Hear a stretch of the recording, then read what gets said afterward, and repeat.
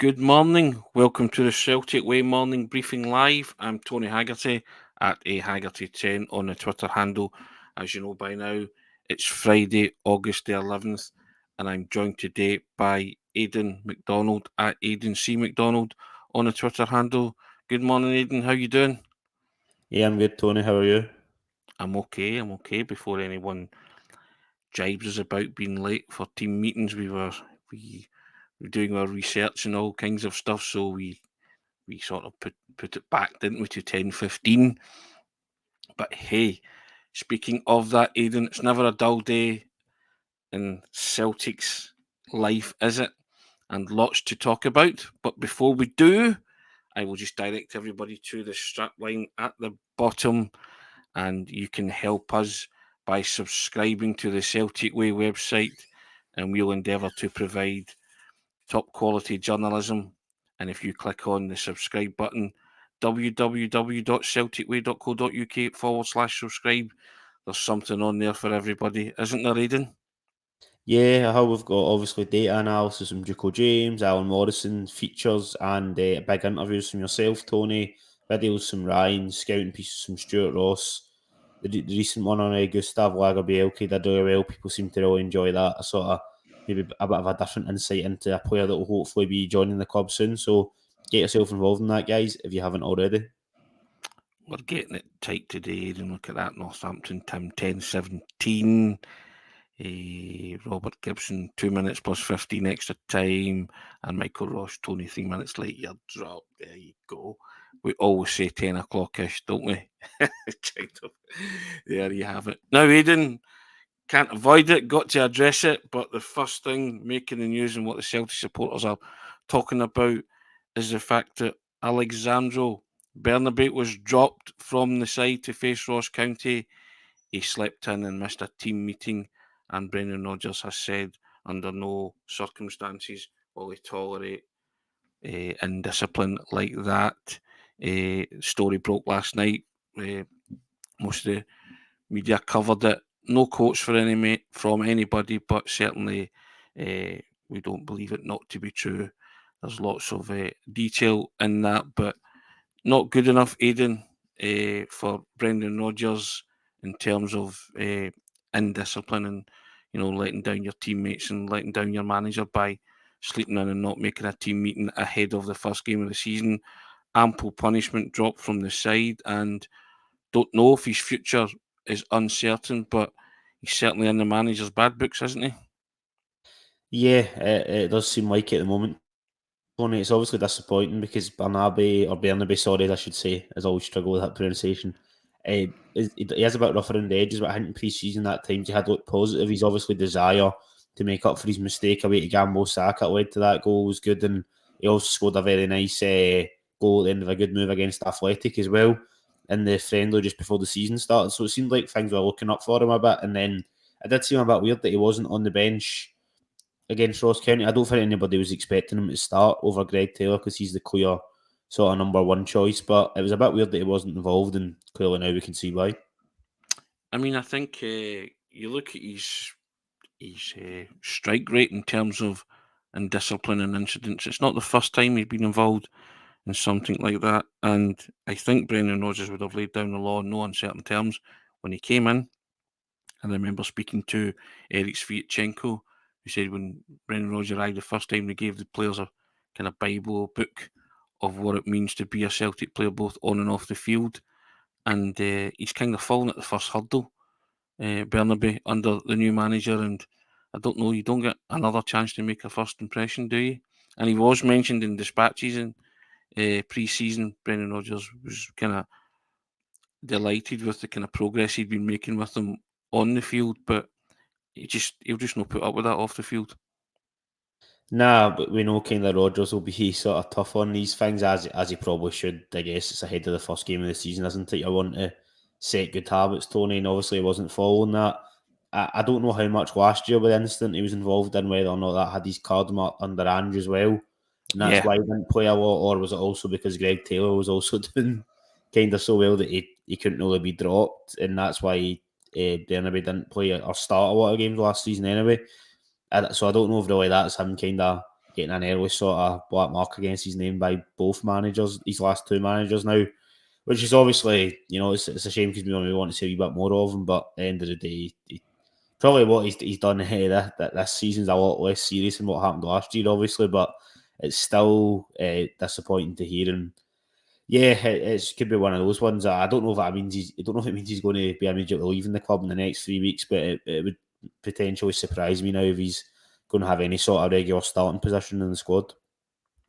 You just, as I say, you're seeing now a Brendan Rodgers who's been a bit more ruthless, kind of hard-nosed, and just focused on being driven and winning at Celtic, and no one will get in his way from doing that. And what a chance Bernabei's had to come over from Argentina and stake a claim. And as I say, it's not the first strike against his name, is it? And I don't know how long Celtic, or indeed the new manager Brendan Rodgers, will be prepared to put up with incidents of indiscipline. And it's up to the player now to either knuckle down, or he could find himself heading for the exit door. Potentially, Tony. I mean, like I say, I don't think he was going to be a clear first choice really this season, given how good Greg Taylor's been. I know maybe people have debated whether or not he's taken a step back across pre-season and the Ross County game, but I think given how kind of defensively sound and good he was going forward last season, I would still be relatively happy with him at left back. It maybe becomes a conversation about whether or not you're looking to add someone else rather than Bernabei challenging it all for that position, Tony. And that was maybe a thought a lot of people had even before this sort of instant became public knowledge, whereas now for a lot of people, maybe the manager included, and let's say that's just speculation, but you know he's not going to be happy about it, or we know he isn't happy about it. So maybe it could be that somebody else is coming in and Bernabei's either going out on loan or getting bombed out completely. I don't know, but it's definitely not a good look when you're kind of challenging for the same position. As I can see somebody talking about in the comments that Taylor's like the ultimate professional, never really does anything like this. Even if people do doubt his ability, he's always spot on in terms of effort and applying himself. So if Bernabei's somebody that's challenging for a position like that, he's just not going to get anywhere near it if he's kind of doing things like this. Kevin Ferrier comes in. Morning, Kevin. Excuse me. Wasted it for himself. No one else to blame. And Francis B.C. Green makes a good point. These kind of stories getting out again should be dealt with in-house. I kind of agree with that too, but maybe there's an example being made here of Bernabei in terms of the story being leaked or being made public knowledge. And Gordon Coney saying if any manager could have took Bernabei's career to the next level, it's Rodgers, but now looks like he's becoming ball and goalie Mark II. And Northampton Tim saying he's burning too many bridges. I just think that sleeping in for a team meeting, I just think that's pretty shambolic, Aidan. I really do. I think it's, it shows a lack of concern for your manager and your teammates, and just I don't know what's going through his mind. How can you sleep in for a team meeting? It beggars belief, to be honest, in this day and age, for me personally, because you've been told what time the team meeting is, and it's your job to turn up for these kind of things, Aidan.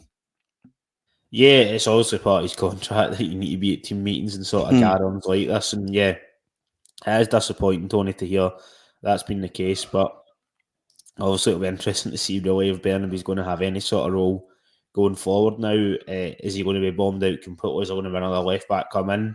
Once again, that might have been something that people were considering before this news even came out, just on what they think Brendan Rodgers is trying to do. But it looked relatively positive during pre-season, and we know he's still a bit rough around the edges, particularly defensively at the back. But he looked okay, particularly going forward. But you can't help but think that this is it kind of just slipping away for him now, and I don't really know what's going to happen. Obviously, the incident last year, that was a lot more serious. He did come back into the team after a while. Whether or not that was when these cards marked under Ange, and that's why he didn't really start, I don't know. I think it was coupled with how good Greg Taylor was as well.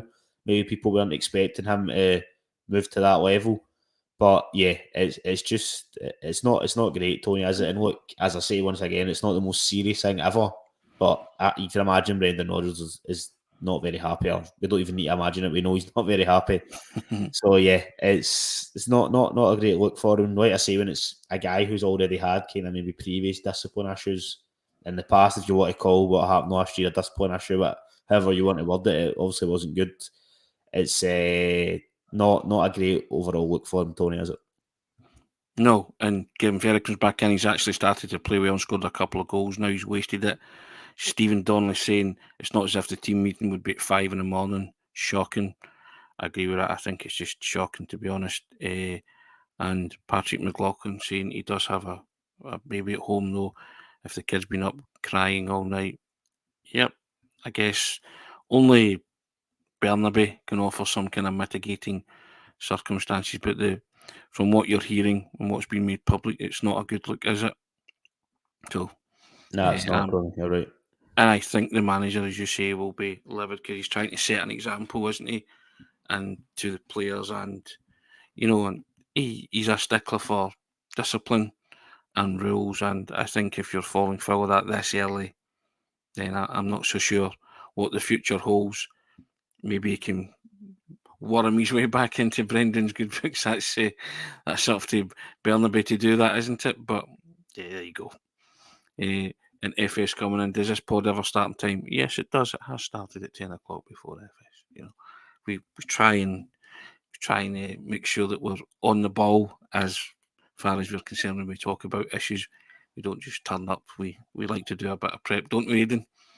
Yeah, exactly, Tony. I think in terms of just to finish off on this Bernabei thing, it probably doesn't help his cause, and also you need to take these things on an individual basis. That he has had issues in the past, kind of, whatever you want to word, the misdemeanors, which is probably for what happened the last time. Fair enough that he's already got that counting against him anyway, and I'm sure it would have been a clean slate for a lot of players. But I'm not. How am I trying to word this without sounding like I'm trying to be too harsh? But I'm sure Brendan Rodgers would have been aware of that what happened before, and that would have been in the back of his mind, even if he wasn't trying to bring it into any judgments that were made already this season. But the fact of the matter is that it did happen, and now you've got this on top of it. It's not like this is somebody who's had a clean track record the whole time, been a phenomenal player as well for the club, and it's just one thing that happens. If that was the case, it probably wouldn't even get mentioned. But it does feel that it's on top of other things, and also we know that Bernabei's still got a bit of an edge as well. So it's one of those ones, Tony, but it's just something we'll need to keep an eye on. But it wouldn't surprise me if he's not involved that much going forward, at least from a starting role anyway. Well, unless he comes out and clarifies it, I agree with County here because I think it exhibits a total lack of respect for the manager, his team, and the club.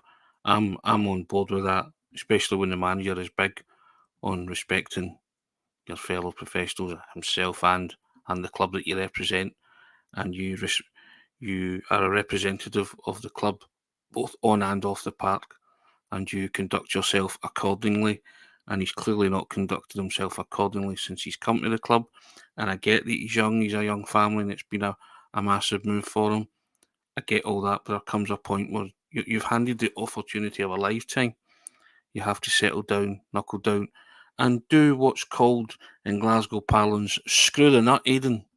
You have to, at some point in your life, screw the nut. And if you can't screw the nut when you have been given a contract by Celtic and worked under a manager like Ange, and now you're going to be able to work under somebody, an elite level manager like Brendan Rodgers, then when are you going to screw the nut, as they say?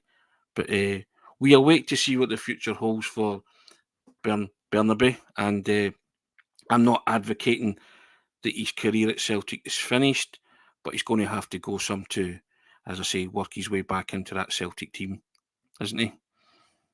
Yeah, I think it's going to take a lot for him now, Tony. And as I say, people might have already been thinking, you're going to bring another left back in to challenge with Greg Taylor, and now you've got this on top of it. That maybe makes that argument even more stronger. So yeah, I think it's going to take a lot for him to kind of go to being a first team regular. I maybe would have said that anyway, Tony, even if this didn't happen. But you can't help but I think this doesn't really do much good on top of that. But yeah, it's one we'll just have to keep an eye on, particularly over the next 3 weeks between now and the end of the transfer window.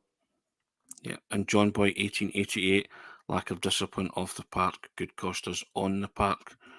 And Alan Woods, Tony, were you ever late for a gym trainer meeting? No, I knew better to be late. Not that I'm aware that I was ever late. I was always punctual. Let's put it that way. I was as punctual as I could be. In fact, one of the old bosses once said to me, remember that day that it was snowing and there was cars lined along the M8 and everything came to a standstill a few years ago, and I got into work, my normal time, between 9:30 and 10 o'clock, and the boss man at the time, Ian Scott, who's sadly no longer with us, looked at me and said, look around, there was nobody else there, it was me and him, and he said, there's two certainties in life, death and Tony Haggerty would make his work.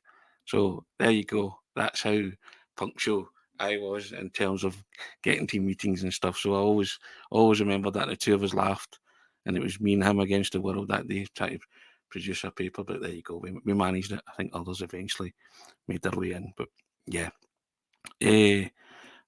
Sorry, Tony, we spent the last 10 minutes discussing people being late by two people who were late too. Crazy. Talking about us today. You can't get away with anything, eh? As I say, we are preparing our briefing notes and schedules and stuff, so I apologise if people are upset that we were late. We usually do it at 10. It happened to be 10:15, 10:17, was it, Aidan? Is that what we eventually came on here? Yeah, I think so, Tony. But I do wonder with Bernabei now. Is that him? Is that his card kind of marked, or is there nothing else he can really do now? I mean, would he have to start performing like amazingly in training? Because he's already been kind of quite far out of it before this pre-season, really.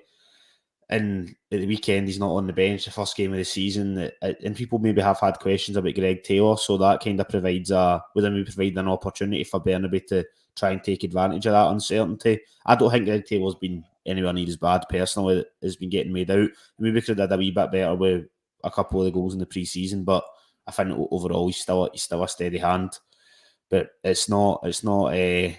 It's not a great look for Bernabei, but it's one of those ones we'll just have to see what happens. Yeah, he's going to have to knuckle down big time, isn't he? And as I say, you wonder how Brendan Rodgers will treat him moving forward, but it's certainly a black mark in the book, isn't it? So we will see. It'll all come out in the wash, as they say, moving forward. And Jerry O'Rourke saying the young guns are a bad influence on Tony. Yeah, there you go. If that's my excuse, I'm sticking to that, Aidan. The young boys are a bad influence on me. Don't believe it for a minute. But Sam Harty, yes, we'll move on, Sam. We will move on. And we'll talk about Brendan Rodgers' comments on Reo Hatate yesterday, Aidan. Reo Hatate didn't start last week. Turnbull was given a nod in favour of Reo Hatate in that midfield. And this is what he said about Hatate. And again, I'm going back to when Brendan Rodgers was appointed, I said at the time that I wanted a ruthless, cold, calculated Brendan Rodgers, just concentrate on winning and being as successful for Celtic as he was the first time. And that's what I'm getting, and I'm liking what I'm hearing, because this is what I said about Hatate. I've mentioned before, it's not in my contract to play any player. He, as in Reo Hatate's got 3 years left in his contract, so there's no rush. It's a new cycle, a new manager, and he has to prove himself. I'm not really worried about what's said or not. I'll play the team I see with the best energy, mentality, and efficiency with how we want to work. There's no doubt Rio's a talented player, but there's other talented players in the squad. If players aren't playing, I've been open and honest with them about where we're at, how I prepare a team, when I tell them the team, and when they're not playing, how they've got to respond. Rio's been really good in training. He didn't play, but he came into the game. He knows areas he needs to work on to play for me and the structure of how I work. He's responded really well in training and will absolutely be a player we need over the course of the season. Look, you never expect players to be happy if they're not playing. That's just the way Rio is too. Even before a ball was kicked, I could see he has that style and way about him. But he's a good guy. There's no question of that. There are none of them here who I'd say there's a red flag in terms of their attitude or anything like that. They are also professional in their work and they do everything correctly. Now, I said last week that, excuse me, that I thought that team was a statement team. And he was telling players at Reo Hatate, you're going to have to prove your worth to me. And that was Rodgers saying that nobody's an automatic pick, because I think a lot of eyebrows were raised when Reo Hatate wasn't in the starting 11 for the Ross County game. But that's the way I want it, Aidan. That's the way I want my manager to pick his Celtic teams, pick players on merit, pick them on form, but just not have any favourites at all and be as ruthless and cold and calculating as that, because that's how winners perform, Aidan, at the highest level. Yeah, it's a sort of weak mentality, isn't it, Tony? And maybe it is. He's just trying to use it as a way to motivate Hatate. I know he's maybe struggled a wee bit, made a few mistakes in the Athletic game. Reo Hatate also scored a really, really good goal, and I think he showed plenty of positive moments in pre-season. And even when he came on at the weekend, that pass in behind for Maeda, and then he played it through Forrest, really should have scored. It was a sitter. That really was a defence splitting pass, and that's the sort of quality that, in my opinion, the only player that can really do that at the moment is Reo Hatate in the Celtic team. So we know how good a player he is, but yeah, he's obviously sending them a message of some sort. I'm unsure exactly what it is. You don't want to read too much into these things. I know the sort of automatic go-to might be, no, that must mean he's wanting away or something like that, but I don't think we can suggest that, because firstly, we don't know. Secondly, I like to think that even if Reo Hatate was wanting to move away, he's kind of equipped himself very well so far at Celtic that wouldn't be affecting his performances or the way he trains or anything like that. He very much strikes me as somebody who, if that was the case, he would view his best way he's been able to do that is still putting in good performances and still working hard. So I don't think there's any sort of worries about discipline on that part. It is maybe one of those ones that Rodgers doesn't know if he's going to be here, and he's trying to sort of play a few other players out in different positions or different roles, because that's what he thinks he's going to have come the start of September. But I think I would still personally have Hatate as one of the first names in the team sheet, Tony, at the moment anyway. Sam Harty comes in and says, Brendan Rodgers in a very assertive mood this week. I agree with that. His comments leave you in no uncertain terms. Michael Rossi and Hatate is a great player, but his form has dipped. And Stephen Donnelly saying, sorry, I flicked up there. It's great to see he's picking players in merit. No doubt Hatate is one of Celtic's best players, but Turnbull has been really good pre-season and deserves to be rewarded for that. And Rebel Double X saying, Rio got too comfortable. Turnbull performed better in pre-season, so deserved the place. So hats off going on for him. What's your thoughts, Tony? Sorry, what do you think with Hatate? What's your overall kind of opinion on his pre-season performance? Just because I know there's been different ones online. There has been quite a lot of misplaced passes at times, which we know is a factor of his game, because how kind of often he looks to try and play that sort of brilliant ball in behind. Half of them maybe don't come off, but the other 50% that do create a good chunk of Celtic's chances. And then he also scored a brilliant goal against Athletic Club that night. What's your kind of overall feelings on his performance? Just don't know if I've actually asked about this, so that was why. I think everybody knows what Rio brings to the table in terms of his midfield play. I mean, he was a contender for, as I say, the Player of the Year last year, up until he got injured. But I think everybody has, dips in form. I think Rio maybe having that right now. As I say, I don't read too much into body language. People can say too much about stuff like that. Who knows if he wants away? Only Rio, his agent, and Celtic will know that, and we'll know if that's going to come to fruition in the next couple of weeks as the window counts down. So we will wait and see. But I don't think, I listened to the manager on that, I don't think there's an attitude problem with him. I think he was genuinely annoyed at not playing last weekend. But that's what you want, because you want that healthy competition for places that, I say that I want as many options as we can in that midfield area. I mean, Hatate is a baller. We know that. Turnbull's also a baller, just a different baller, to be fair. So, and if you're going to play players in merit, fine. But I wrote the other day as well that the one thing Turnbull's got going for him is that he's got one admirer, and that admirer is Brendan Rodgers. That counts for a lot. And Brendan Rodgers is also saying, look, just because he played last season's history, it's a new cycle. So, it's a clean slate for everybody, and he's watching, and we trusted the managerial process last year. I'm trusting it again with what I believe to be an elite level manager. And if Brendan Rodgers is playing Turnbull over Hatate at this moment in time, there's a reason for that. And then he's telling Reo Hatate what he needs to do to get in his team, then there's reasons for that.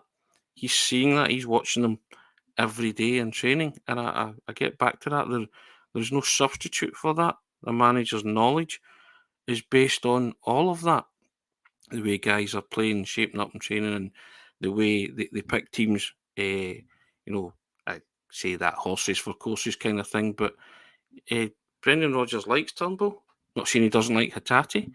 He said there he's a wonderful player. Everybody knows what Hatate brings, but there are times when Hatate's distribution can be erratic, and maybe the manager has picked up on that.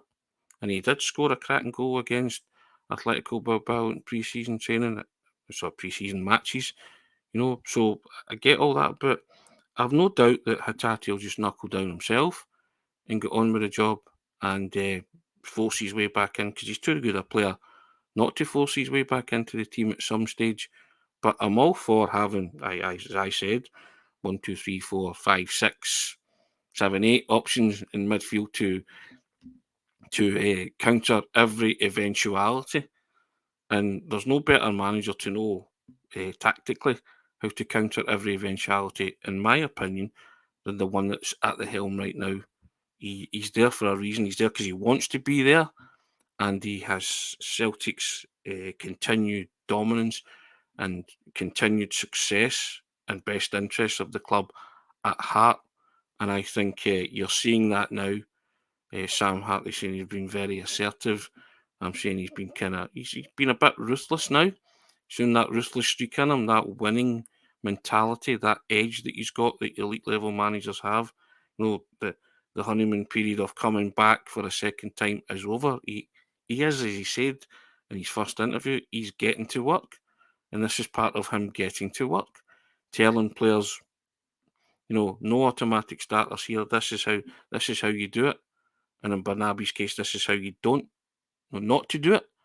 And I will come down on you like a ton of bricks if that's the way, you treat me and you treat your fellow professionals and you treat this club. So he's all about that. So he's all about standards, and those standards have been raised so high in the past few years, and it's a bar that nobody will fall below on Brendan Rodgers' watch, and he is telling them, you want to fall below that bar, then that's fine. You won't play in my team, and if that's the way you're going to approach it, then maybe it's best if you part company type thing. So I really love what I'm hearing from the manager the past few days. I wrote a piece about it today on the website, which you can all read, talking about the pitfalls of success. Good plug, Tony. Good plug. Yes, indeed. But yeah, so I'm again, like I always used to say with Ange Postecoglou, really listen to what the managers are saying, because they're telling you what's happening at the club, and then sometimes they're letting you get a peek through the curtain and letting you into the inner sanctum and discussing what's actually been spoken about with the players. Telling them that they've held workshops about the pitfalls of success and that kind of stuff. That's wonderful information and knowledge for the Celtic supporters to be armed with. They love all that kind of stuff. They want to know what's discussed at team meetings and stuff like that. And when Brendan talks about these kind of things, Callum McGregor talks about these kind of things, you listen intently, you soak it up and you take it all in, because you expand your own football palette and knowledge through that, and you get a kind of sense of how elite level players and elite level managers work. And I think that's what we all want to kind of know that, don't we? Absolutely, Tony. You summed that up all very well there, which I can see people in the comments are saying you're very much on the money, and you're completely right. I think your piece actually, I'll just plug it again since we're discussing it. Your piece, I think, actually tied it up quite well, Tony. That's on the site today about sort of Brendan Rodgers' Celtic mantra, and it is all about being a team and sort of fighting for each other and all that stuff. And we're not trying to suggest that Reo Hatate isn't doing that. There's no really any evidence that he's not doing that, because even if his performances have maybe dipped a wee bit, he's I'm not having any doubt that he's putting 100% effort in and trying.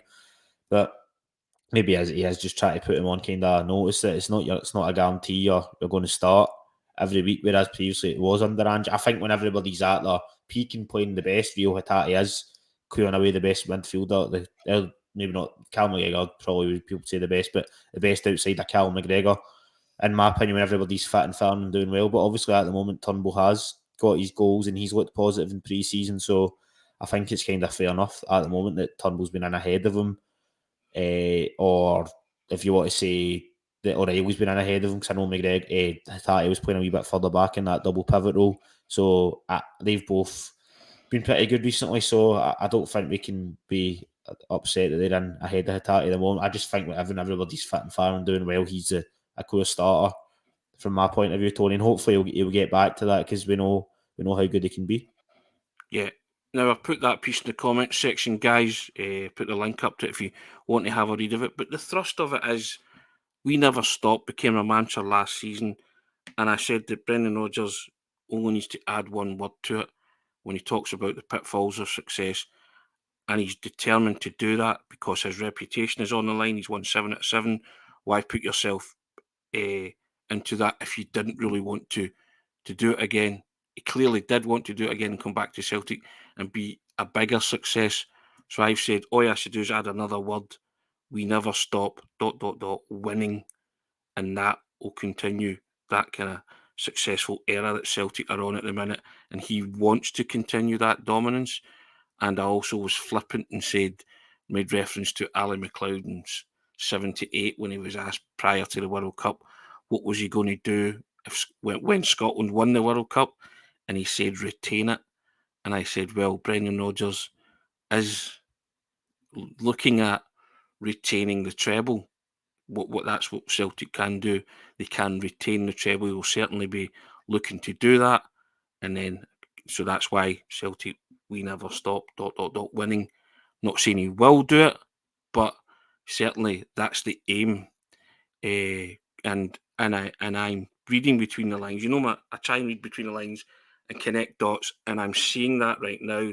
The treatment of Bernabei after being late for the meeting, the comments on Hatate, the comments about having workshops about, we're a successful team, but we're not going to rest on our laurels. Talking about players before a ball's kicked, you're a successful team.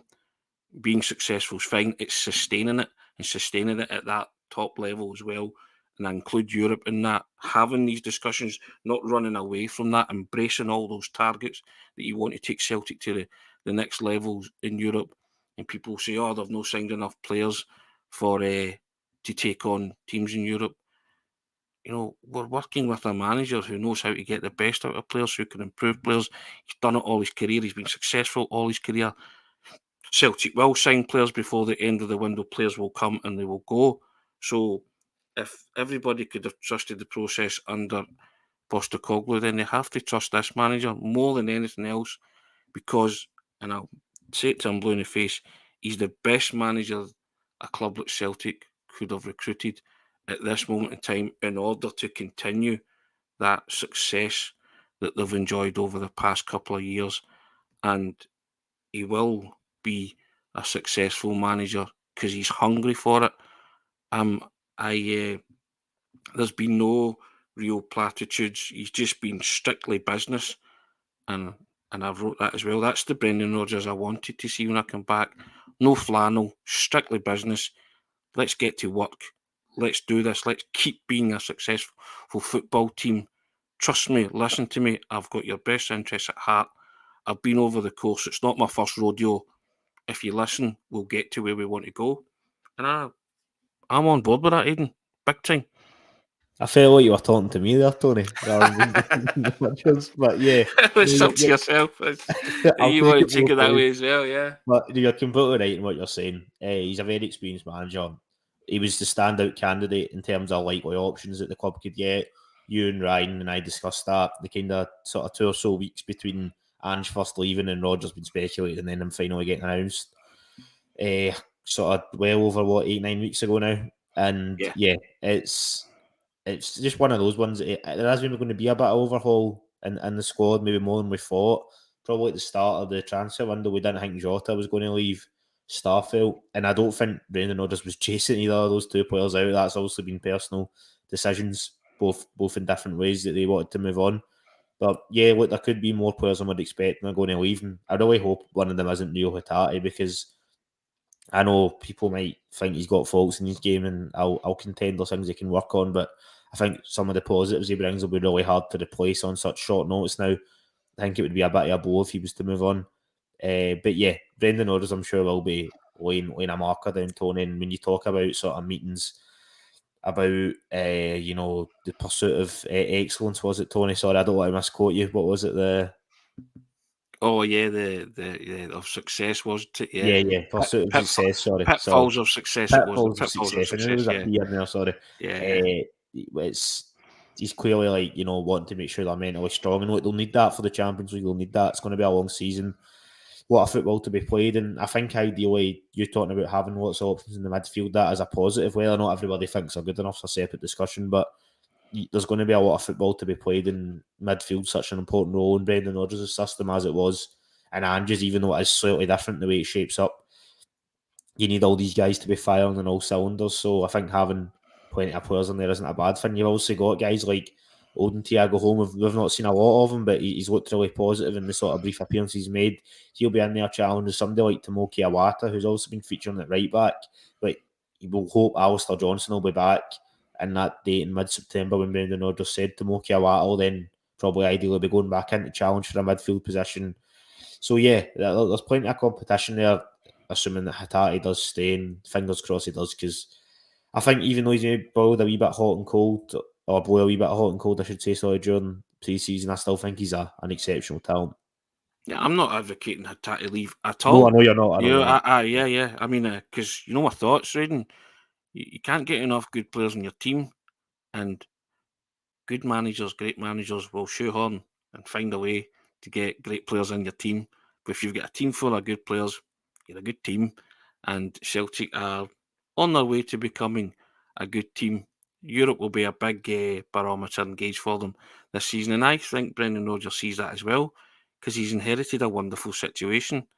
Jota went for kind of that mind-boggling sum of money, which I think, if you're playing in Scotland, I think that's about as maximum as you can get for a player like Jota, 25 million. If you're talking about Hatate leaving, then again, you'd hopefully get that the same kind of talking about the same kind of figures. But I don't want to entertain Hatate leaving. I value him as a footballer, and the manager does too. But he's just spelling it out to them and laying down the rules that there's a new manager. As I said in the piece, there's a new sheriff in town.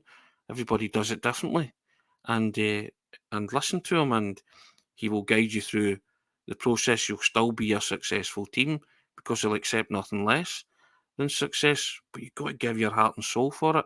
And if you're not fully committed, then you will leave the club, or you won't play. But I can't understand for life, mate, any Celtic player that does not want to commit to Brendan Rodgers, because he's came back and he's told you himself he's all in. He's all in for 3 years, or unless they decide to bin him, I think was his phrase, wasn't it? And he's Empty him, opening I believe he said, empty Tony. him, I yeah, personally hadn't heard before, I'll be honest empty with him, you. yeah, empty him, yeah. So you got to take him at his word, and I know people distrust him and all that, but he's very much about the business of getting down to the football business this time, and I'm liking what I'm hearing, and I liked what I saw last week in the first game. Because I looked at that and I thought plenty of room for improvement there, and but when they got it right, it was bang on the money. So maybe people expected a bit much, kind of gung ho, all guns blazing. Dare I say it, a rip roaring free scoring, never boring Celtic, and blow them away by scoring 6 for no reply at home. But as I said, a win's a win for all that, and you got off to a flyer and scored 4 goals. Don't care about the 2 we conceded. If you win 4-2 every game, you win the title. End of. So, but there were some good things, more positives than negatives for me, Aidan, and I thought plenty to work upon and plenty that Celtic can improve on, both domestically and in Europe. We all see that, and the window's not over. and I'm pretty optimistic that Celtic will bring in players. I like the fact that Carol Starfelt has left the club, and they look almost certain to bring in Gustav Lagerbielke. And as I said the other day, that's how big clubs work. You're succession planning all the time. You're constantly evolving, and you're not creating problems. You're solving problems, or any problems that might crop up. They've been very quick to address that, and people can say what they like about the fee for Carol Starfelt. They got their money back and a wee bit more for Carol Starfelt, and looks like they're going to replace him with £1 million profit on, if you compare the two deals. So that's the way clubs operate. That's the way they work, and I don't expect that to be the last piece of business that Celtic will do. Still a couple of weeks left in the transfer window. What is it? 20 days, almost 3 weeks then. So yeah, plenty to be done before here in the end of August, and as you prepare for going into the Champions League. But I think first and foremost, need to address the fact that Celtic are going to Pittodrie on Sunday. Always a difficult venue, but I'm quite confident that the fact that whatever team the manager picks, they'll be able to do a job. I'm expecting an Aberdeen team to come at them and test their mettle on Sunday, Aidan. Yeah, I mean, obviously Celtic did kind of scalp Aberdeen at the end of the season, but overall, they had a really strong end to the campaign, qualifying for European football, etc. I'm sure it'll be a tough game, Tony. They drew 0-0 with Livingston at Tony Macaroni last week. Probably a bit of a disappointing start from their point of view. They would have viewed that as an opportunity to get on the board under Barry Robson. But I think they've recruited quite well. In the summer, they obviously signed the boy Clarkson, I think, from Liverpool, who was on loan, who looked a really, really good talent. At the moment, they've managed to hold on to Mivoski, they've managed to hold on to Duke, so who are two of their key players. They couldn't move on between now and the end of the transfer window, but they're still there, as far as I'm aware anyway, Tony, unless anything's broken in the last 42 minutes, which would be quite unlucky, wouldn't it? But they're still there, and they were playing some decent stuff near the end of the campaign under Barry Robson, and it'll be interesting to see. I think it'll be a tougher game than probably what Celtic had up there last season. Now, I appreciate the last time I think they went to Pittodrie, was it 1-0 when Callum McGregor scored, despite it being a tight scoreline. Aberdeen didn't really try and play that day. Celtic dominated possession. We weren't really at risk of losing a goal. It might have been a draw. It wasn't, thankfully, because McGregor scored. But yeah, no, I think it'll be an interesting game, Tony, and a good challenge for the squad early in the season. I think it's a brilliant challenge for Celtic to play a team who've got designs on trying to finish as high as they can in the league, Aberdeen, and they've backed their manager to the hilt, and he's had a great start to his managerial career up there, Barry Robson. But I think I like challenges like this very early, Aidan, because you've got to play them, everybody, at some point. So, if we could have, I would have wanted to start against Rangers at Ibrox. It's just me, but I don't know if I'd quite go that far, Tony. But you do you. I know, but that's just me. Because you just get into your groove, and I think it'll be a cracking game. It's got the makings of a cracking game, and I think two teams will go for it on Sunday. And I do expect Aberdeen to come flying out the traps and have a right crack, and it won't be anything like that 1-0 game that we saw, because the tactics that day were pitiful, let's put it that way. But I think Celtic will be able to withstand that, and it will stand them in good stead for challenges to come further down the line. But yeah, I'm pretty confident that Celtic can keep up their recent record at Pittodrie and go there and win, Aidan. I have no qualms about that. I just think that they're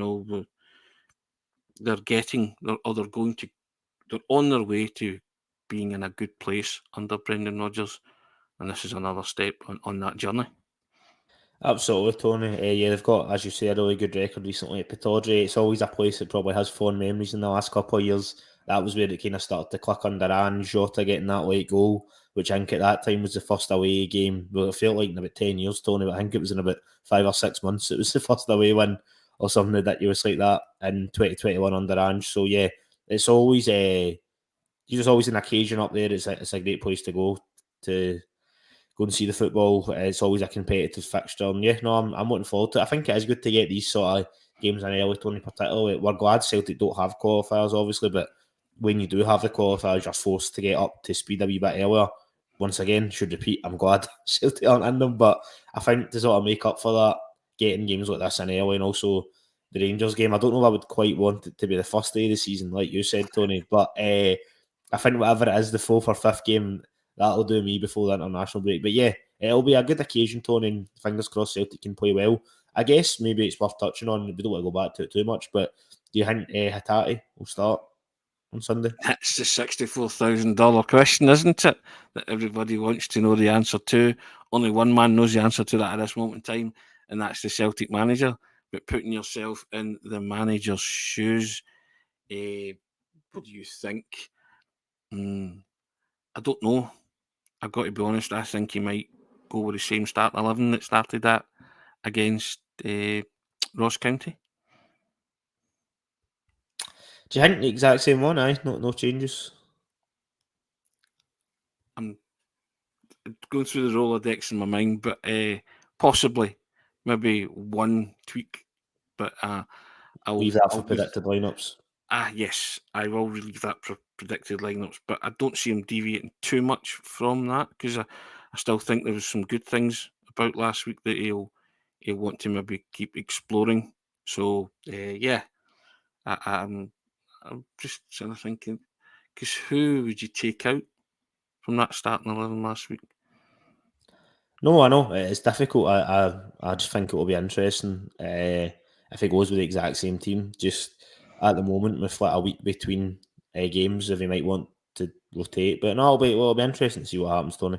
But yeah, I think we'll maybe better leaving it for the predicted lineup to see what happens. I say that, but we were all pretty much picking the same teams during pre-season, with the exception of one or two players. That was the problem. But yeah, I think it was a bit like that under Ange as well, wasn't it? Because it was relatively settled for at least 9 out of the 11 players. It was all you pretty much could roughly say who was going to play, unless you were going to a game and suddenly you found out it was an injury. If there wasn't any sort of extenuating circumstance, you could pretty much guarantee. And it's maybe been a bit like that over pre-season, but yeah, they're always interesting, those articles. Yes. Now we've come to that time, Aidan. Prediction time. Are you going to go first, or am I going to go first? I'll go first, Tony, if you don't Go mind. on then. I'll go for 2-0 Celtic. 2-0 Celtic. Relatively, not an absolute canter of a game, but hopefully a good solid performance and getting 3 points in the bag. Obviously, with Rangers playing tomorrow and the Saturday, that'll allow them to sort of peg it back at least for 24 hours, which you'd imagine if that does turn out to be the case and they do win that game, Celtic will be keen to sort of reassert their dominance back at the top of the table. So yeah, 2-0 I'll go for. Hazel Finn, Hatate to play. She's just scored the first goal. Well, there you go. And Andrew Galea coming in with the team.